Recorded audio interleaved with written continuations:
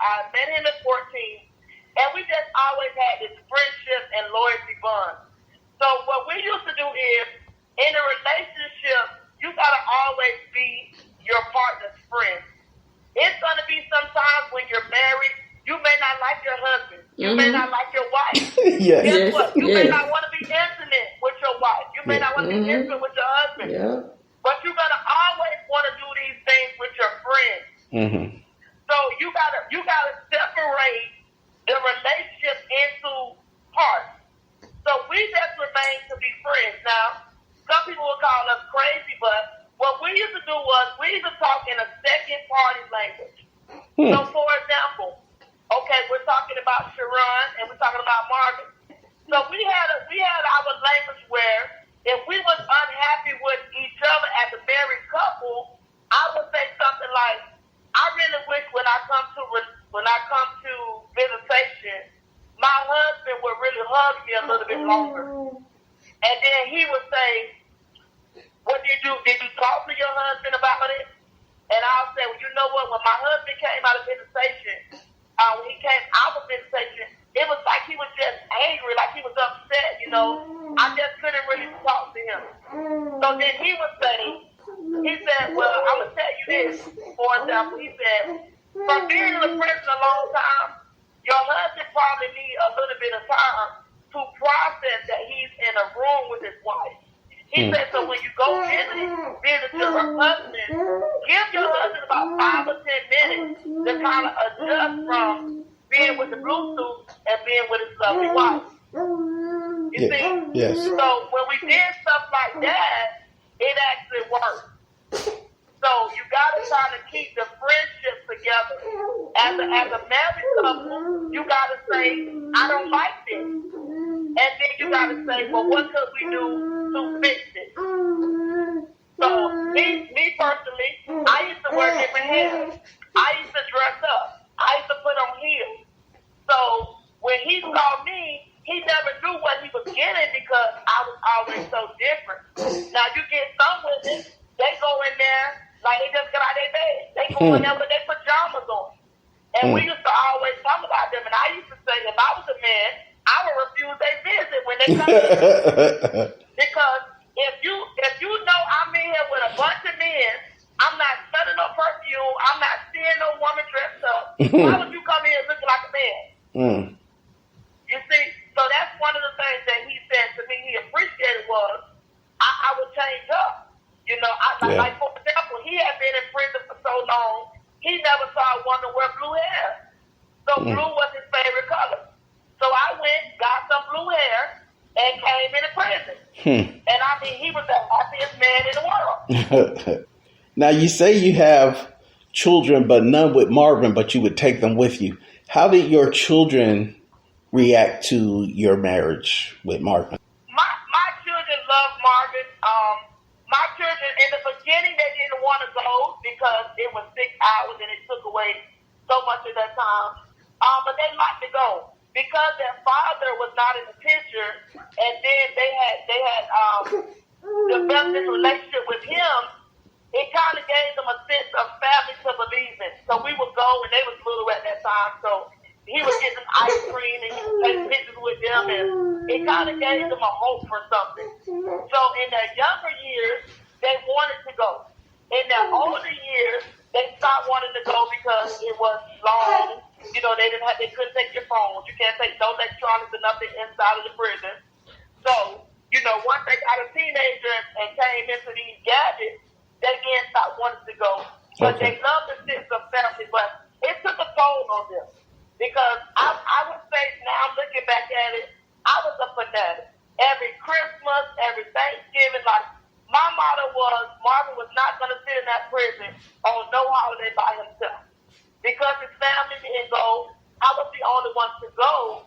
So I had to make sure he was not left in the prison by himself. So on Christmas, I would have to wake my kids up, put all their Christmas gifts in the car. We would drive anywhere from 2 hours to 6 hours. They would open their gifts, you know, before we went in prison. We would spend the 6 hours there, and then we would come out and go home and do whatever we needed to do. So I would say it takes a toll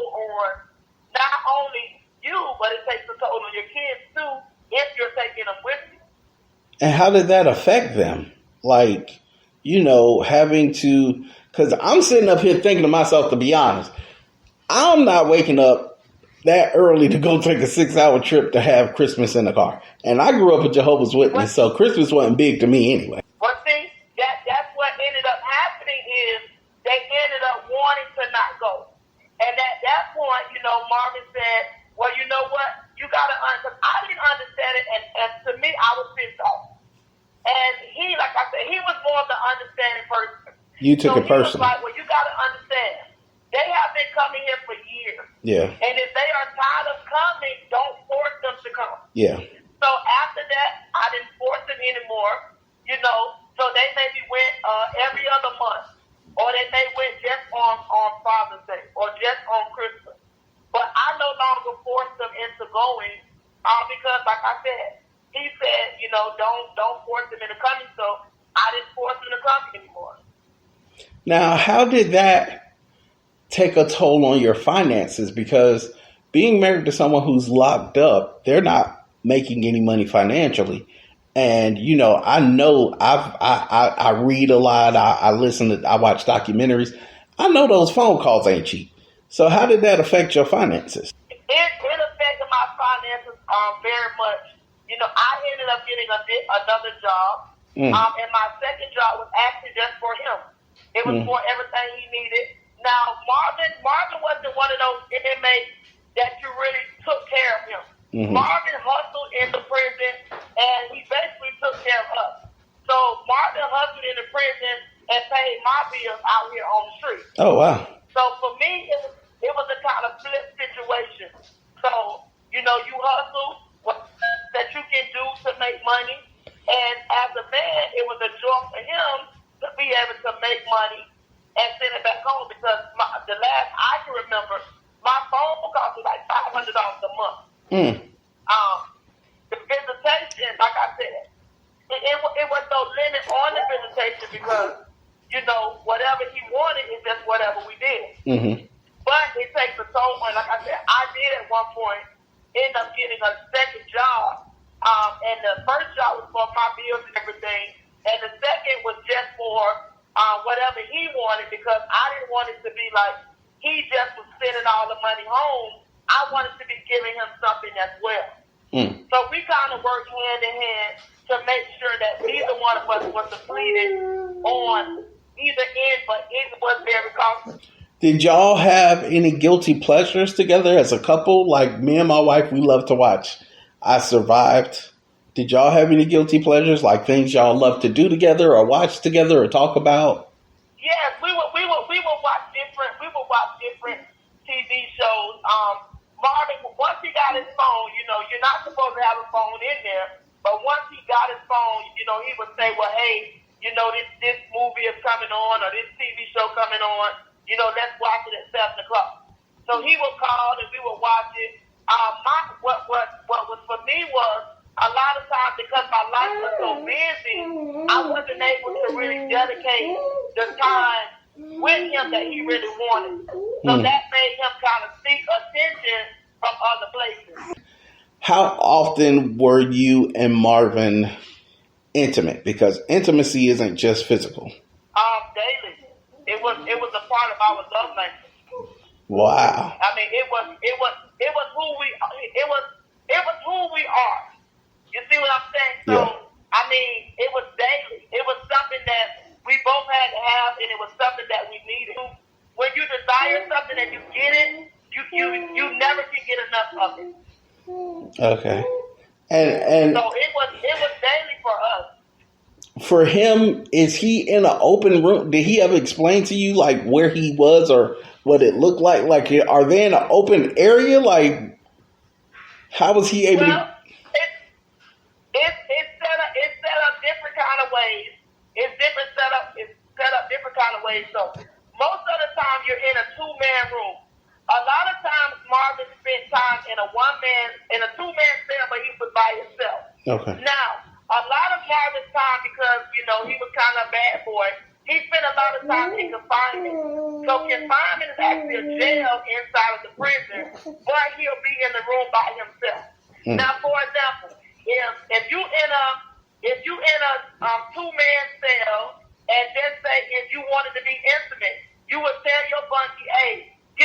for an hour.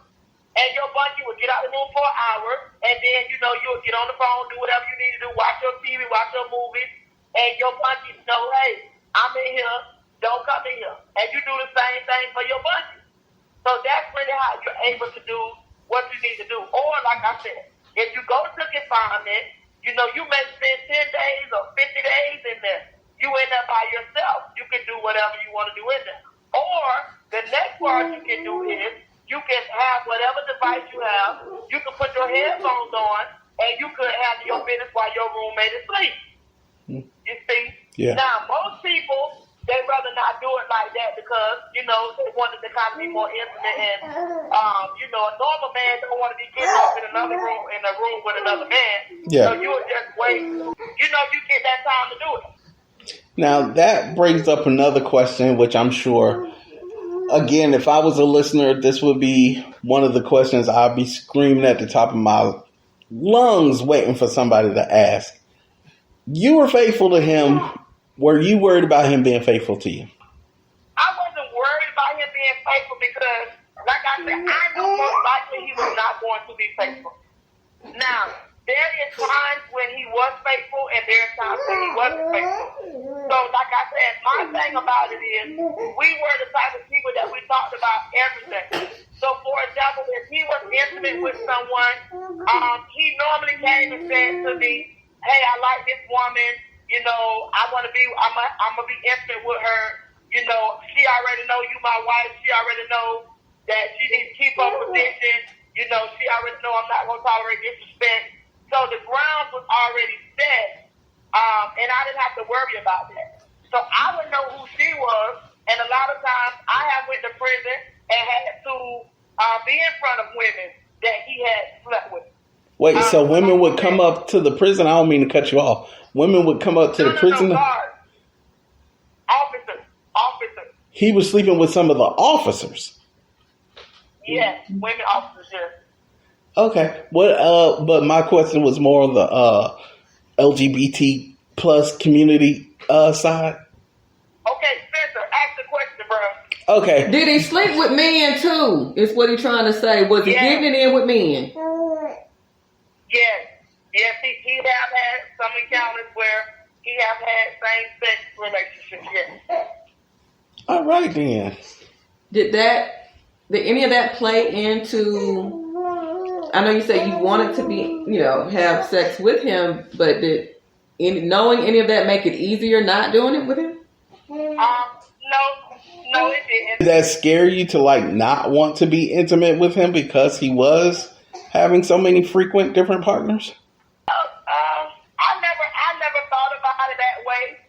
I just knew in my mind that it was something that me and him couldn't do, and I knew that it was a part of him that this was something that he needed to do. So like I said, sometimes we fall in things that we don't want to fall in, or we try things that we don't want to try.